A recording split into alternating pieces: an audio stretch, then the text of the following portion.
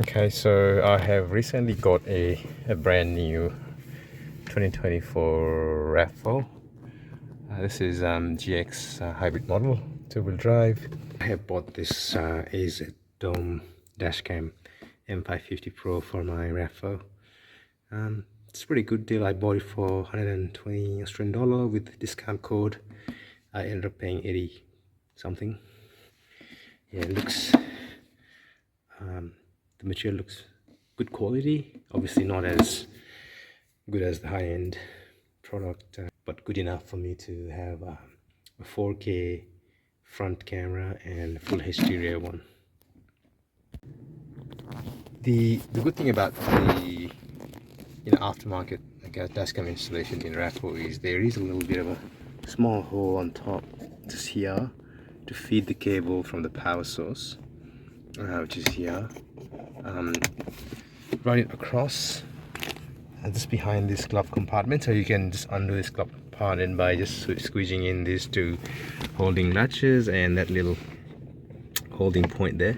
You can just push and squeeze and push this one, and then you gotta run this cable out from there, from here behind this weather shield, up around there, up along this behind this rubber shield, and then from there you can just take it through this edge here back into just back underneath this headliner up to here, and there's a little I don't know if you can see some notches casted into it, so you can drop the cable from here. So in the box you have the manual, you have the cable that goes from power source there to the front cam, and this is the cable that goes from front camera to the rear camera. Then you have some little cable management pieces there. This is the power connector or power supply. Comes with it. There are some clear, I don't know what to call it, it's just little strips you can just put, so you don't, the instruction says you don't actually put this put the camera on the screen itself, on the windshield itself. You need to put this one first and then put the camera on top. So I think just trying to protect the windscreen when you're trying to get it off if you have to later on. And the main camera, or the front camera, looks like this. It's got a GPS built in to it.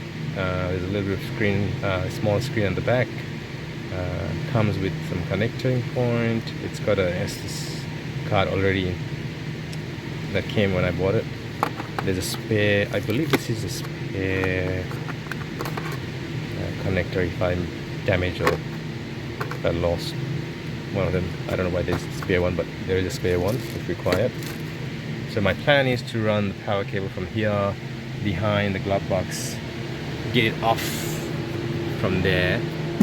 I should be able to get this little plastic trim out, run it through the gap, through the behind this rubber strip with a strip, and then from here get it into the back and forth.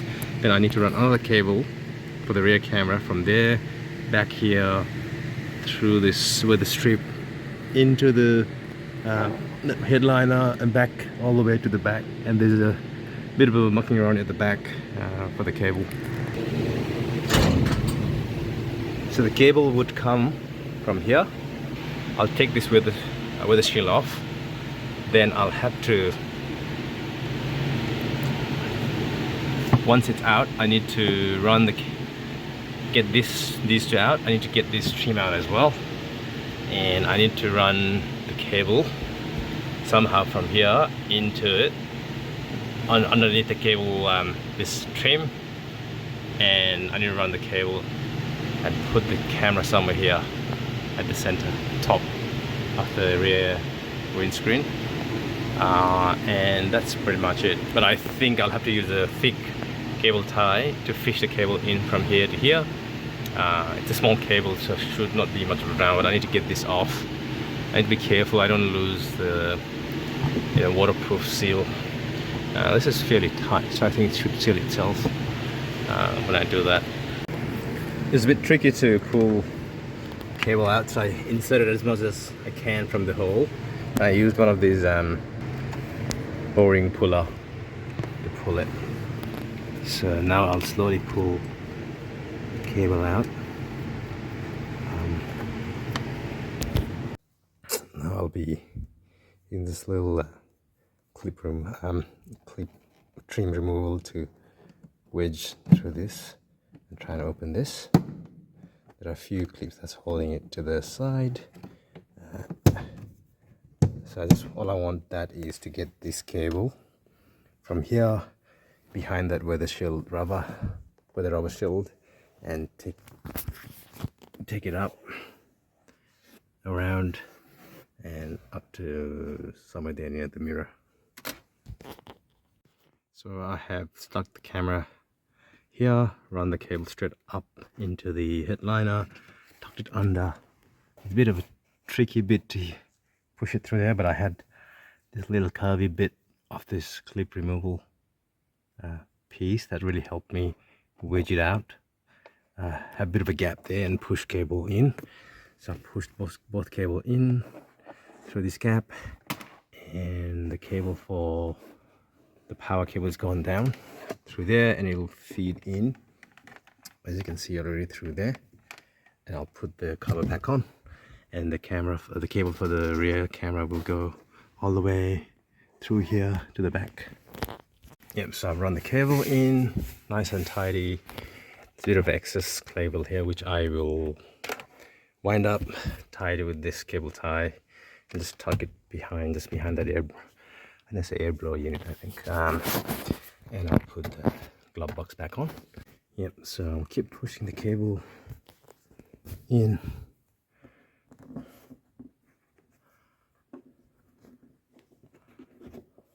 It's hard to film with one hand.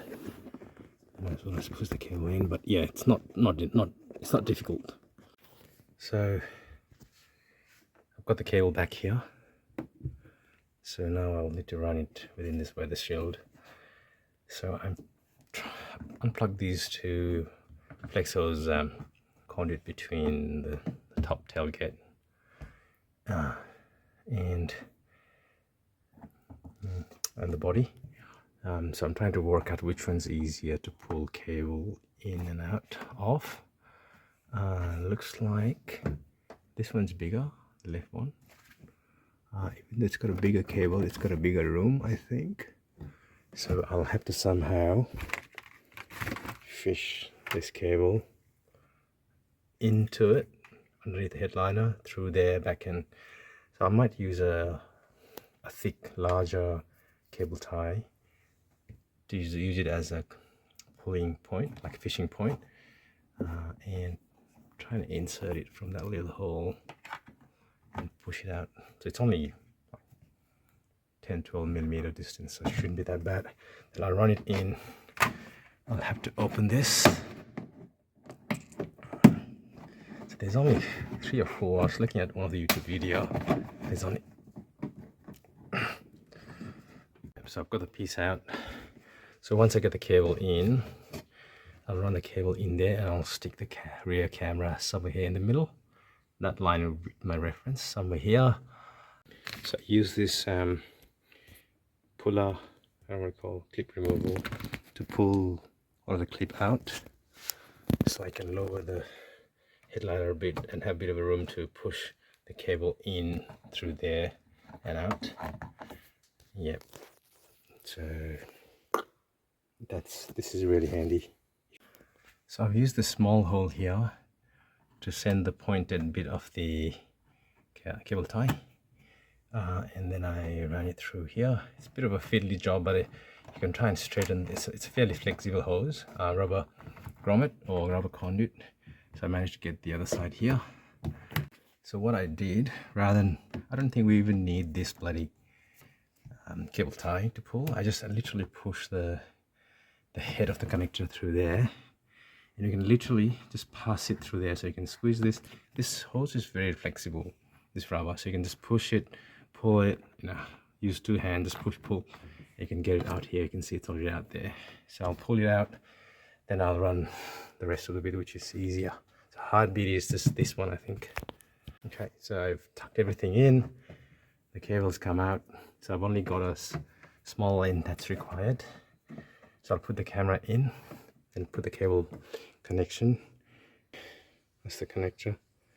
And any excess cable I'll just tie it and drop it in there. Just be careful, I managed to get some dirt because there's a glue that sticks this weatherproof seal onto the frame. So I managed to get some dirt, which I might wipe off a bit later on. So I put that pin back on, and yeah, I'll put the cable, the camera in onto the top bit, and I will put the cover. So I've tied the excess cable, stuck the camera in. Just ensure make sure you connect the camera first and check in the screen at the front.